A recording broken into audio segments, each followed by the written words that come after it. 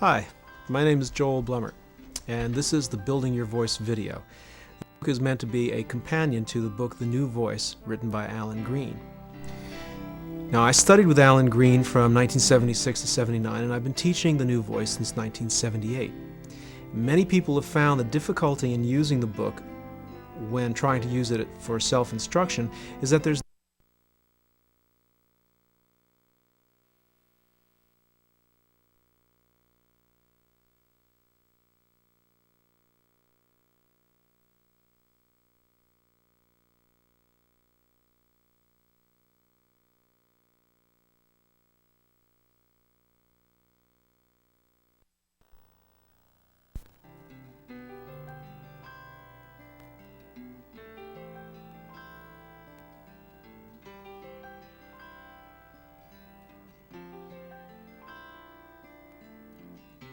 Hi, my name is Joel Blemmert, and this is the Building Your Voice video.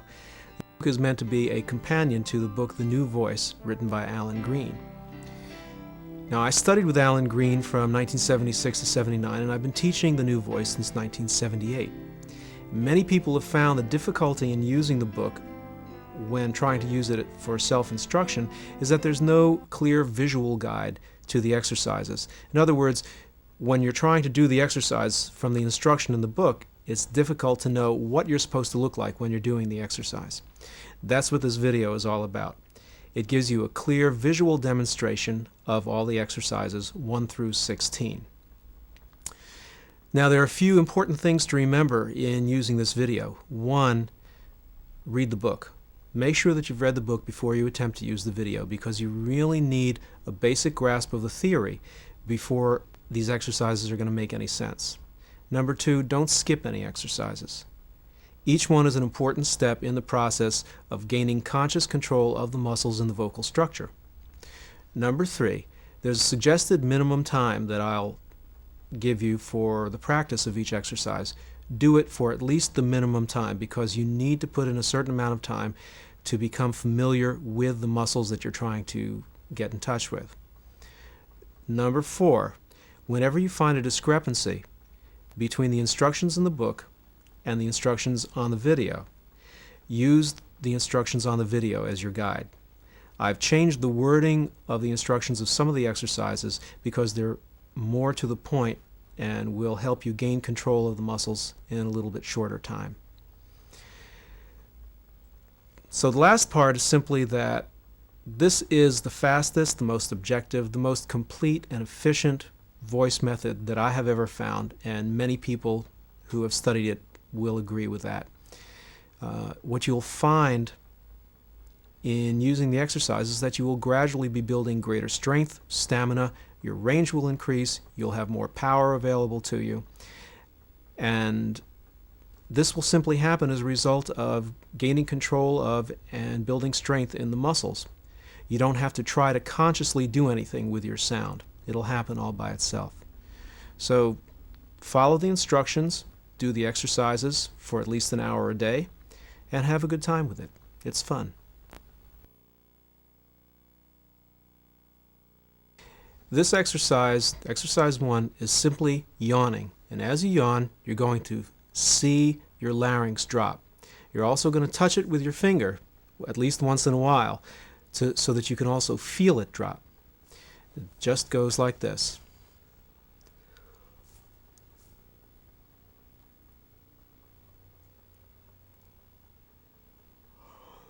And just feel the relaxation when you yawn.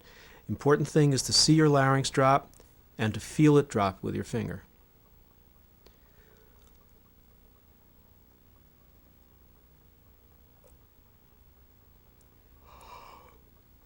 Also important not to fake the yawn, but to actually concentrate on the feeling of a yawn until you actually bring a yawn on.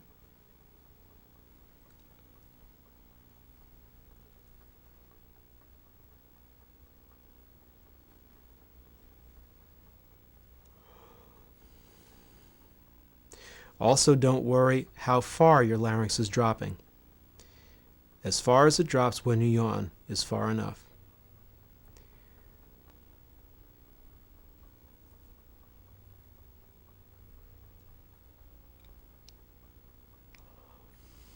you don't put yourself to sleep doing this exercise.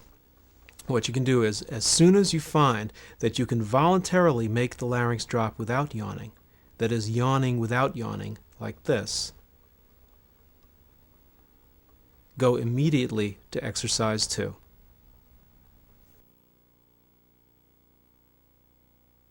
Once you find that you can voluntarily make the larynx drop, yawn without yawning, you go immediately to exercise 2, which is doing that, gripping the larynx down voluntarily in a slow, even, steady tempo, like this, and touch with your finger.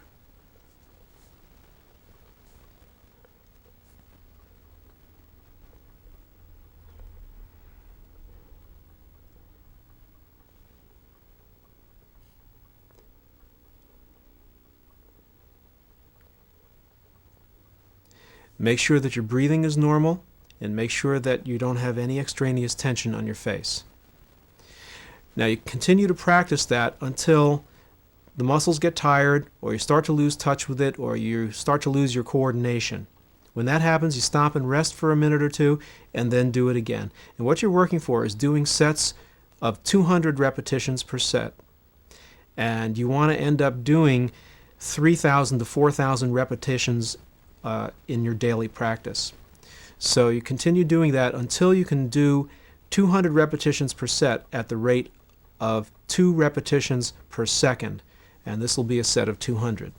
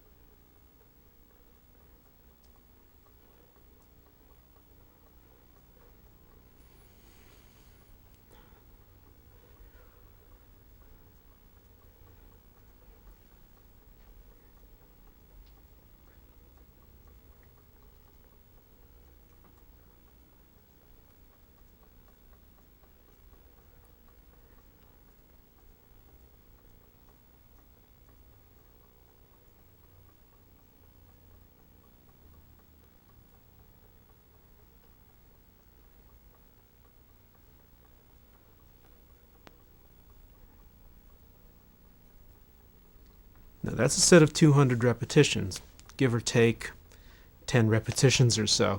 It's easy to lose count. Don't worry about it. Just keep doing sets of 200.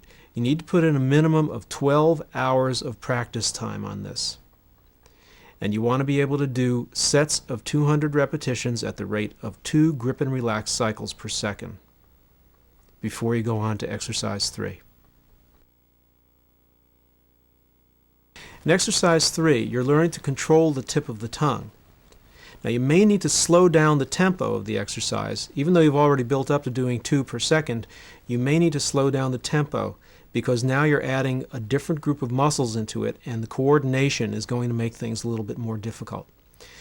You want to place the tip of the tongue touching the back of the lower teeth. Now a lot of people get confused and they start touching the back lower teeth with the tip of the tongue. Don't do that. Tip of the tongue touching the back of the lower teeth, like this. And you do the exercise the same way.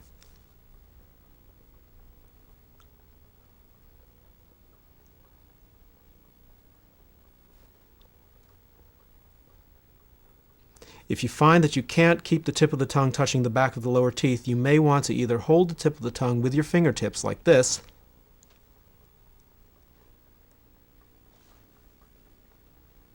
or gently hold the tip of the tongue between your teeth like this.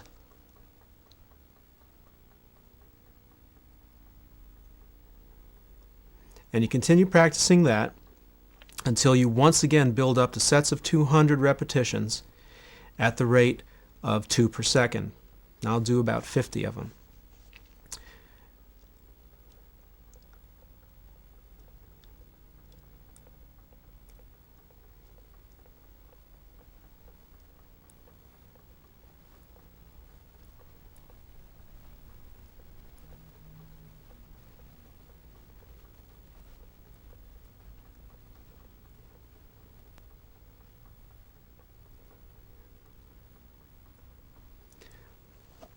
Now that's controlling the tip of the tongue. You want to be able to do that at the rate of 2 per second. You want to put in a minimum of 7 hours of practice time on this before going to exercise 4.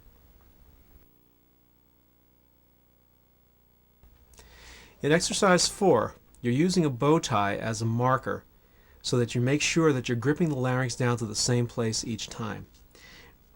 You want to use an adjustable bow tie of some kind. A clip-on is not going to work.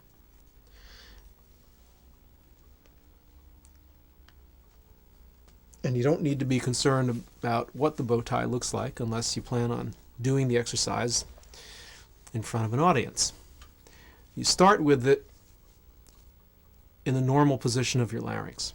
And each time the larynx drops under the knot of the bow tie, you'll see the bow tie do this little dance. It'll slip up over the knot of the bow tie, just like this.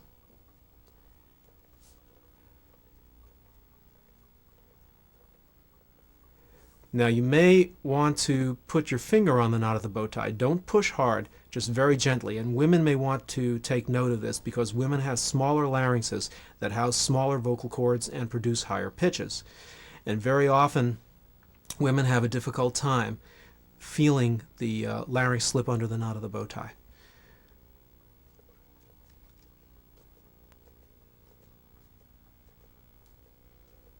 The other thing you want to watch out for is you don't want the bow tie to be too tight. It has to be a little bit loose. I usually like to make sure that I can get 2 fingers underneath it without too much trouble.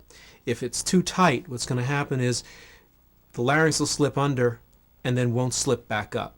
And you need both parts of the exercise. So you work until you can do 200 repetitions, possibly at a slower tempo, at one level. As soon as you can do the 200 repetitions at that level, you grip the larynx down and hold it there under the knot of the bow tie. You move the bow tie down so it's directly on the tip of the larynx again, and then you start exercising there.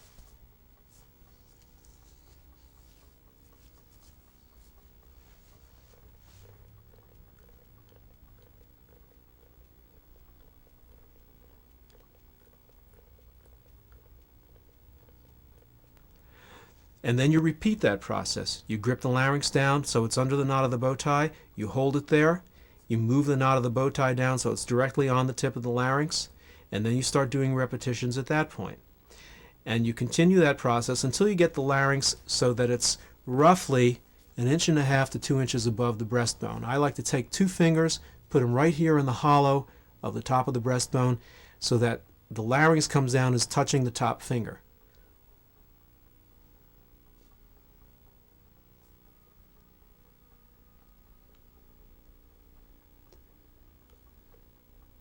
At that point, it's more than low enough.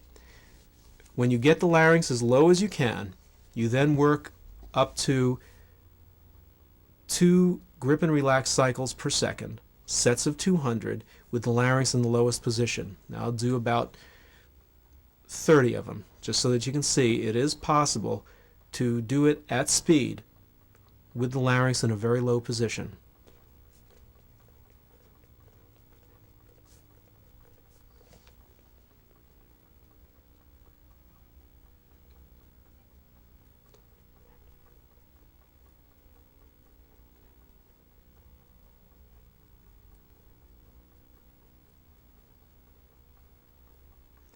Okay?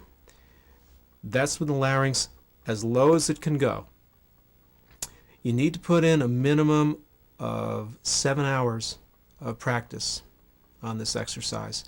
And you want to be able to do, once again, sets of 200 at the rate of 2 grip and relax cycles per second.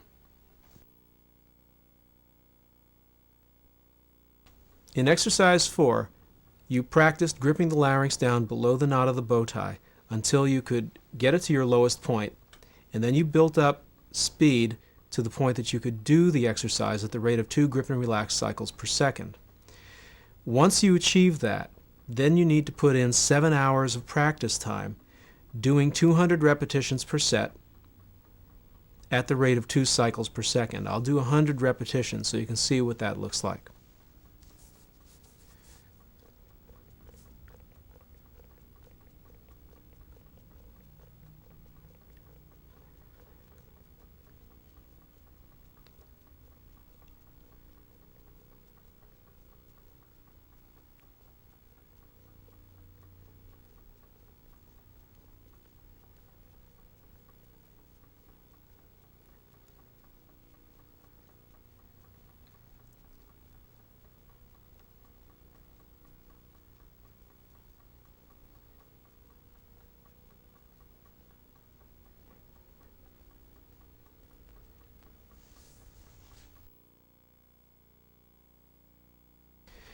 In exercise 6, you've already gotten the larynx as low as it can go, and you can do 200 repetitions per set at the rate of 2 per second. Now you're going to start to do something to build a little more stamina. So in exercise 6, you're going to grip the larynx down at its lowest point using the bow tie as a marker, so you make sure that you're maintaining it at its lowest point. And you're simply going to hold it there for as long as you can. Now when you first begin the exercise, you may only be able to do it for a minute or two, but as you practice, you do it for a while, you rest, you do it for a while, you'll be able to increase the time that you can hold it down. And what you want to do is you want to be able to hold the larynx down for a minimum of 10 minutes at a stretch. And if you feel that you need to swallow while you're doing it, simply swallow and then re-grip and continue your count. If you feel that you need to yawn while you're doing it, simply let the yawn happen and then re-grip and resume your count. Okay? You need to put in a minimum of 7 hours of practice time on this. And this is one that you can do almost anywhere. This is a great one to do if you have a long, boring drive somewhere. Okay? Hold it for a couple of minutes.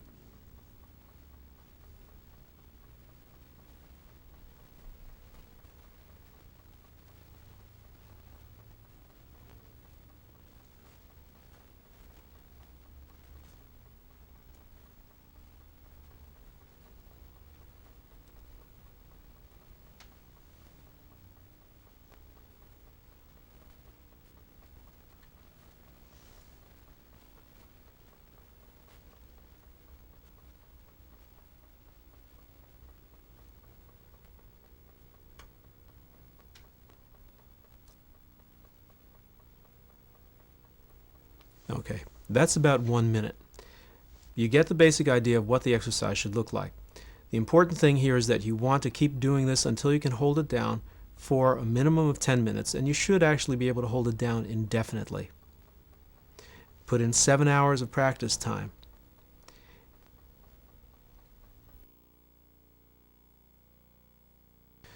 Exercise 7 is simply locating the hinge of the jaw. And the way you do that is you take your finger and you find the little flap on your ear, the little flap at the front of your ear, which if you press closes the ear.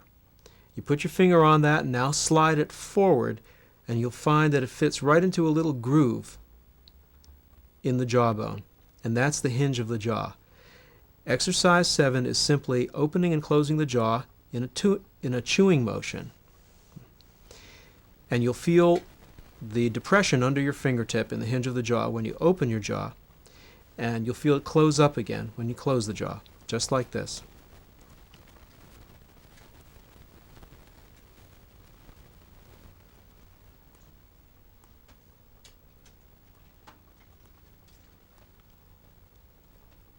And all you need to do is practice that slowly until you're sure of the location of the hinge of the jaw. You need to put in about 2 hours minimum on this exercise to feel really solid about the location of the hinge of the jaw, because you're going to need to know that in order to do exercises 8 and 9 correctly.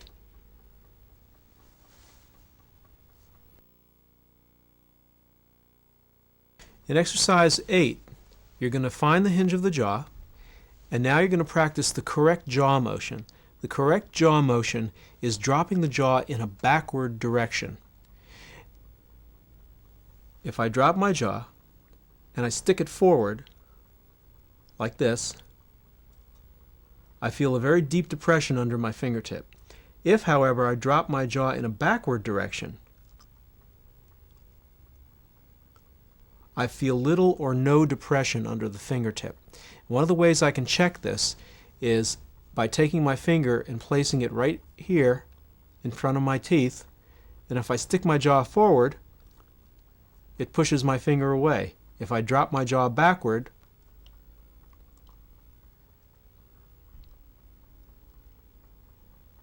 it doesn't push my finger away. So what you want to do in this exercise is simply practice dropping the jaw in a backward direction, like this.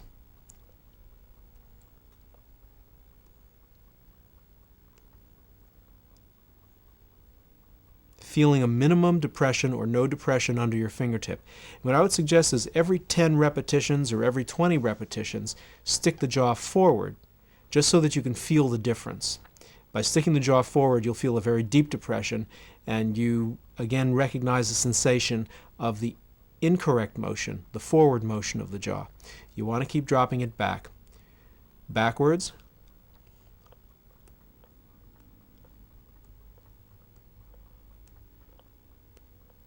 Minimal depression, forward, deep depression. Backwards is the correct motion.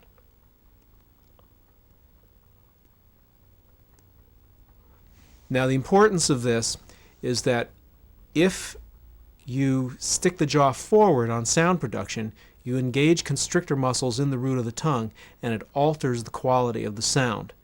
By sticking the jaw forward, constrictor muscles come back and pull back in the root of the tongue and force the sound up into your nasal passages and sinus cavities. So you want to practice this motion until it becomes automatic and natural, and put in a minimum of 3 hours on this exercise. Dropping the jaw in a backward direction.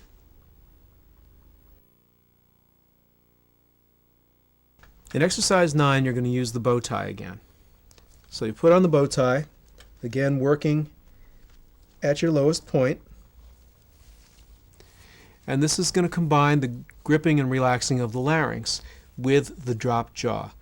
So you put on the bow tie, you touch the hinge of the jaw, and you drop the jaw in a backward direction and keep it open in a backward direction. Then, while holding the jaw open, dropped in a backward direction, you do the grip and relax of the larynx.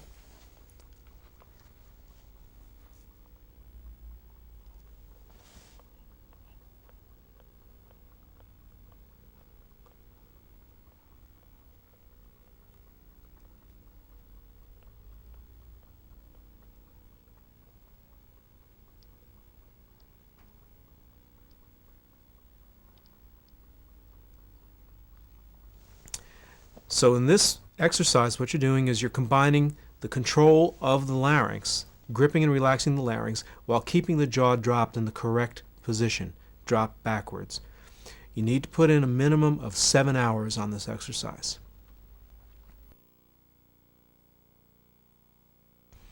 In exercise 10, you're going to begin to work these anti-constrictor muscles isometrically. Develop a tremendous amount of strength in these muscles, actually more strength than you're ever going to need for performance. And what you're going to do is you're first going to grip the larynx down,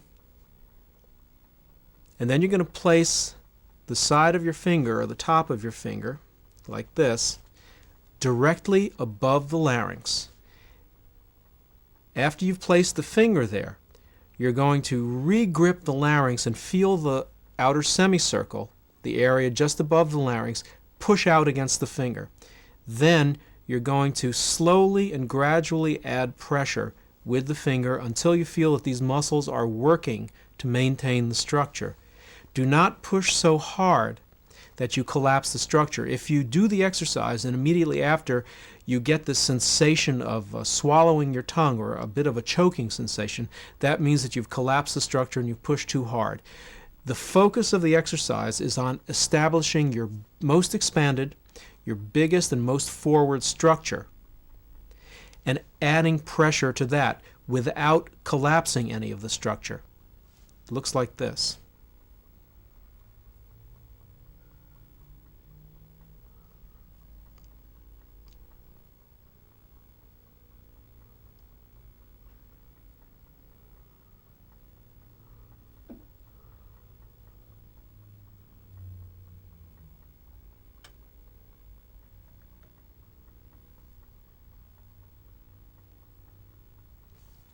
Now you noticed that in a steady pulsing movement my hand was moving a little bit.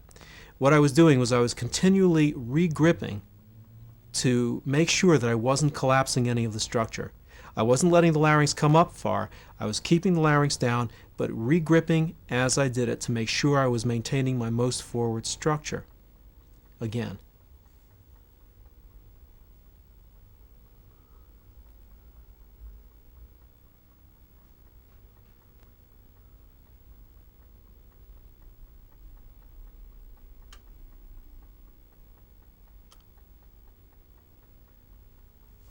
Now you want to hold that until the muscles begin to get tired, or until they start to ache, or until they get numb. And then you rest for a minute, and then you do it again. And you do that for as long as you can. Some of the things you want to watch out for are tension in the back of the neck, any facial tension, tension in the hinge of the jaw, a knot between your eyebrows, any kind of pain like that, any extraneous muscular tension. You ease up on the amount of pressure. Touch the area where you're feeling the muscular tension, such as the back of the neck or between the eyebrows or the hinge of the jaw, and concentrate on that until you can get it to release. Now you put in 7 hours of practice time with the hand this way before going to using a thin book, thin hardcover book, or a throat board. This is what it looks like with the throat board, and you can see the throat board is simply a piece of paneling or plywood, very thin, with some foam padding and some tape.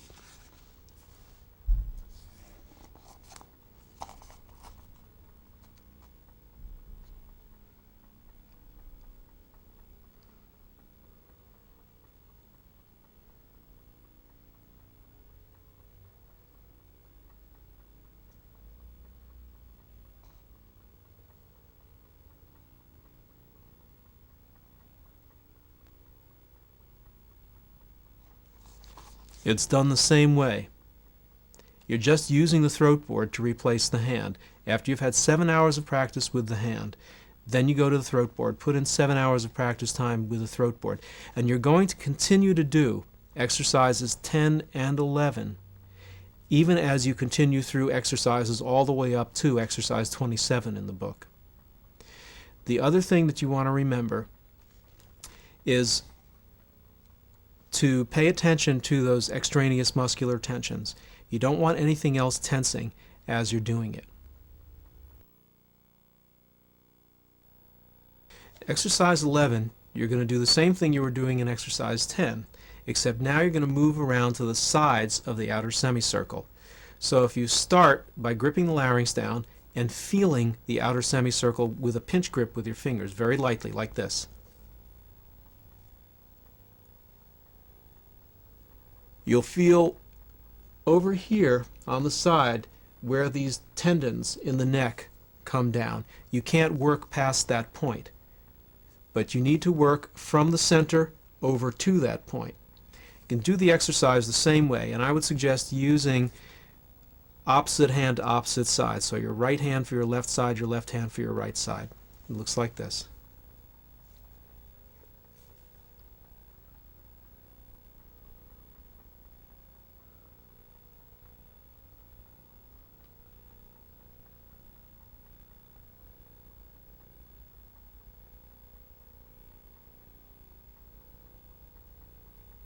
And you're going to do it the same way. You're going to do it until the muscles get tired, until you feel them get numb, or you simply can't hold it anymore.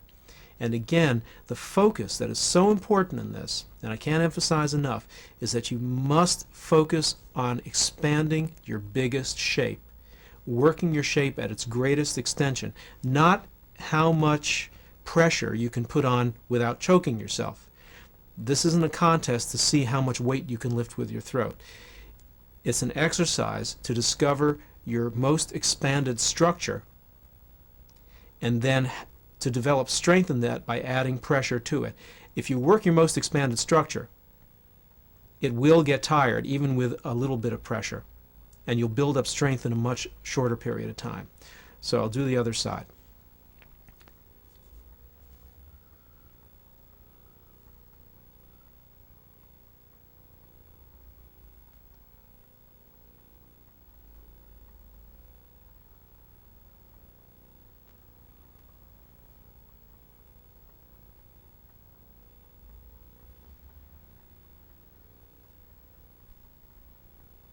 Regripping all the time to make sure that you're using your most open structure. Now, you do that for 7 hours. 7 hours of practice time working both sides, and you're likely to find that one side is stronger than the other, so give extra work to the weaker side. And then you go to using the throat board again. This time using the work on the sides, just like this.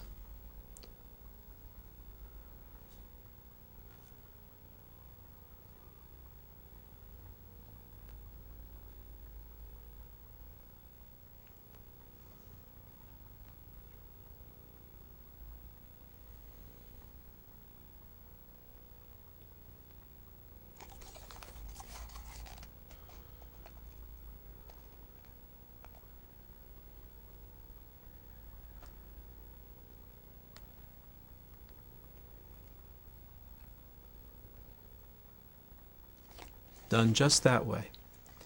And you can work these in sequence, working the front, one side, and then the other side. Again, the important thing is keep the focus of the exercise on how big a structure you can expand. You don't want to make this a contest to see if you can collapse the shape or how much pressure the shape can withstand. It's working your biggest shape. Also begin to pay attention to your sound immediately after doing the exercise. Each time you do exercise 10 and 11, immediately after doing it, sing something or speak just that you can begin to feel or hear a difference in your sound, because you're making a very big open structure at this point, and that's going to make a significant difference in the quality of your sound. In exercise 12, you're going to begin to strengthen the anti-constrictor muscles in the root of the tongue, the muscles that are actually responsible for shaping the tongue correctly on sound production. You're going to use a tongue depressor to do this. Now, it's important to notice that when you use the tongue depressor, do not push up with the tongue depressor against the tongue. Place the tongue depressor level with the bottom of your lower lip. Bring your tongue forward so that it's about halfway across the blade of the tongue depressor, like this. In other words, don't let it go all the way across like this. You want to work just about the last half inch of the tip of the tongue. And what you're going to do is you're going to think the sound ah, and you're going to press down with the tongue depressor, holding the tongue depressor in place. Press down on the tongue depressor with your tongue until you get an ache in the muscles in the root of the tongue. And keep the tongue wide and flat or U-shaped.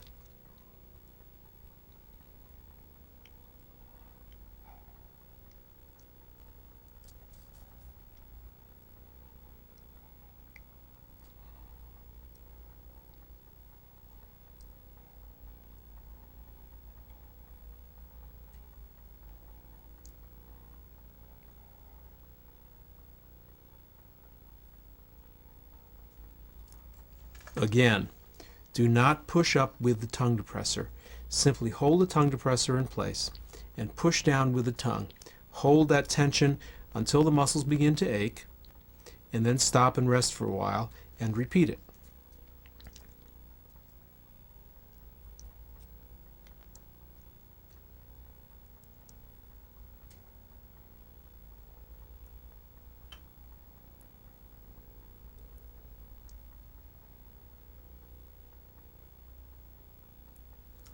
Again, you want to keep a wide, flat shape to the tongue or a U shape. You need to put in a minimum of 12 hours of practice time on this exercise before you're ready to go on to the next one. Before going on to the next exercise, you should be able to maintain a wide, flat shape and a stable shape on the tongue while putting pressure on the tongue depressor. In exercise 13, you're going to start to strengthen another group of anticonstrictors in the root of the tongue. The anticonstrictors that actually pull the root of the tongue down and forward and U-shape the tongue on the sound ah. Very important anticonstrictor muscles. So the first thing you want to do is check the hinge of the jaw and make sure that you drop the jaw in a backward direction. And once again, you're going to bring the tongue depressor up to the tongue, this time held this way. You're going to push forward against the tongue depressor. You are not going to push back with the tongue depressor. You simply hold the tongue depressor in place and push forward against it with the tip of the tongue, like this.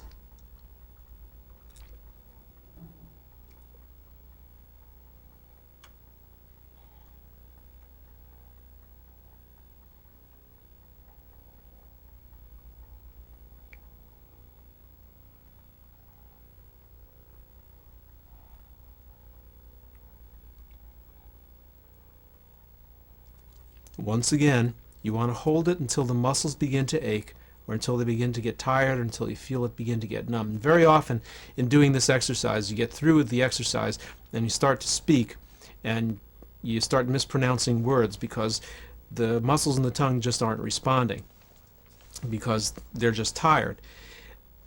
You also again want to focus on the shape. You want a wide U shape on the tongue, U or a V shape on the tongue. One more time, checking the hinge of the jaw, make sure you drop the jaw in a backward direction.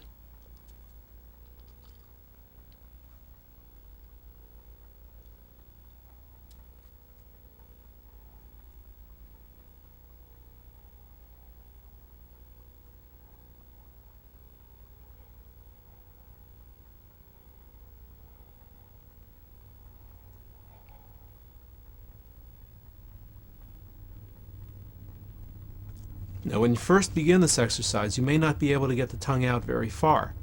But as you do it more and you develop more strength in the muscles in the tongue, you'll be able to get more and more extension on the tongue. How far you can extend the tongue is not as important as getting that deep, wide U shape or V shape on the tongue. And you need to put in a minimum of 12 hours of practice on this exercise.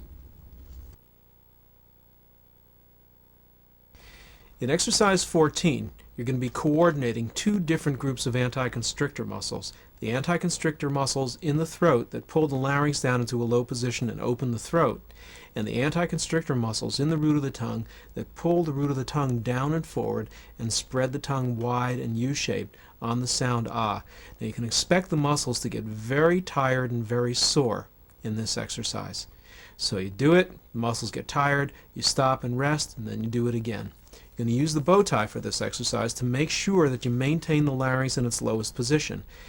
Now, I like to start by gripping the larynx down under the knot of the bow tie and then slowly bringing the tongue forward. Very often people have a difficult time with this, keeping the larynx down as they bring the tongue forward.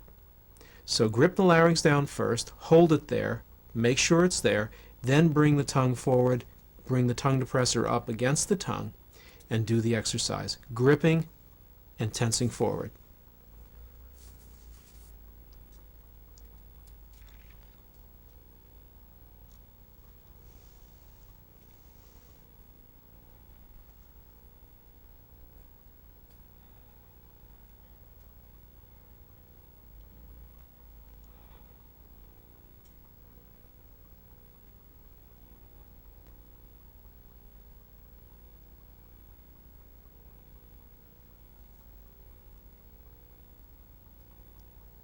Notice the wide U shape on the tongue. Also notice that as you're doing the exercise, sometimes your tongue begins to change color.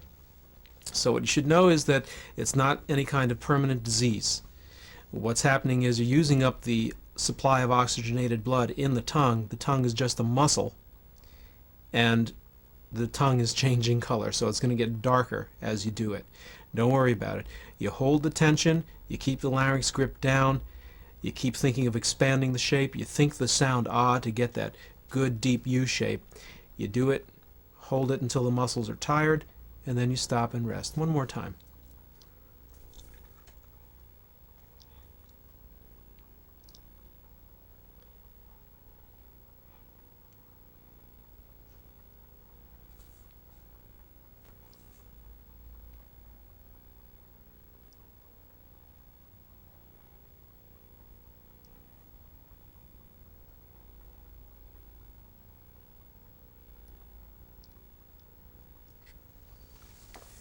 Again, remember that you are coordinating two groups of anticonstrictor muscles here.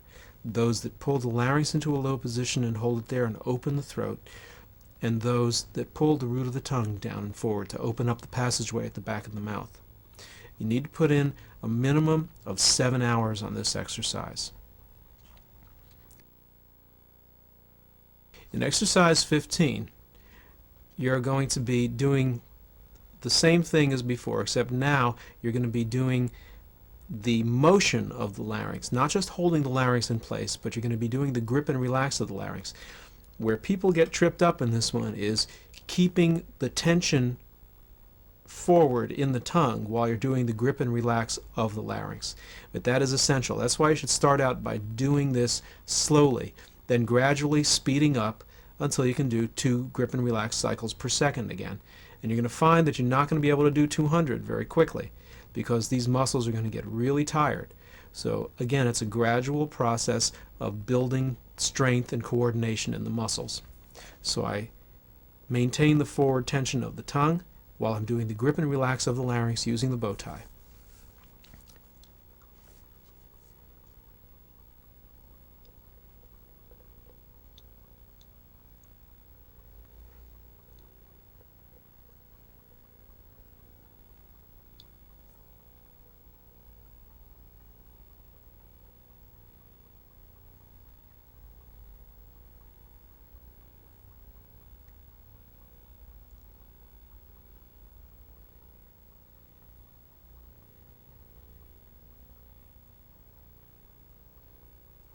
Again, you do that until you get tired.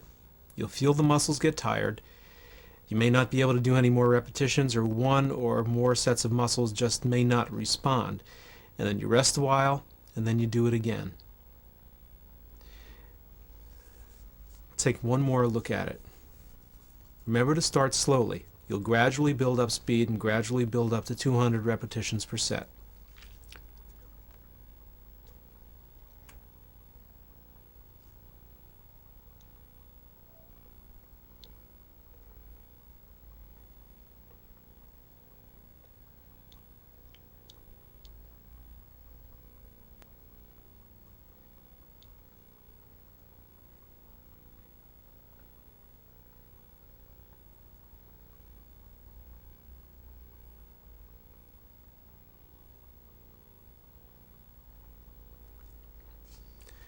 Now what you may have been noticing as you've been doing these last few exercises, essentially exercises 10 through 15, is that immediately after completing the exercise, even though the muscles are very sore, that your pitch drops, or it feels more open back there, or you're louder without any more effort. That's because you're retaining a little bit bigger shape immediately after doing the exercise. And it's a good thing to experience, so just notice that for yourself. Need to do this exercise for at least 12 hours. 12 hours of practice time on this one before you're ready to go on to the passive tongue. Also, as you begin the passive tongue, which is exercise 16, you're going to continue to do exercises 10, 11, and 15, and you will continue them all the way through to exercise 27.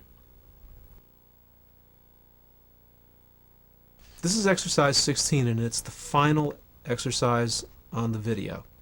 In exercises 1 through 15, what you've been learning to do is contact, control, and strengthen the anticonstrictor muscles in the structure, the muscles that are actually responsible for holding the structure open. And those muscles have to be very strong to maintain the openness of the structure. In exercise 16, what you're going to start to do is learn to contact, control, and consciously relax the constrictor muscles, the muscles that are responsible for closing the structure, because correct structure is not a function of relaxation. It's a function of tensing the muscles that open the structure while you simultaneously relax the muscles that close the structure. This is a gradual process. I can't emphasize that enough. I have had students who sat in front of me and the first time they ever tried to put their finger in immediately went down to the root of the tongue. Personally, it took me 6 months to get down to the root of the tongue. Everyone is different. Be patient. Follow the instructions in the book to the letter. Don't skip anything. Try not to get discouraged with it. It can be a very difficult process for some people because what you're learning to do is consciously overcome the gag reflex. Pay attention to the instructions in the book. What I want to do in demonstrating exercise 16 is just show you that it can be done, that it is possible to get the finger all the way down to the root of the tongue. And I show you this simply because there was a time when I began this exercise that I didn't think it could be done. It looks like this, and I'll go slowly.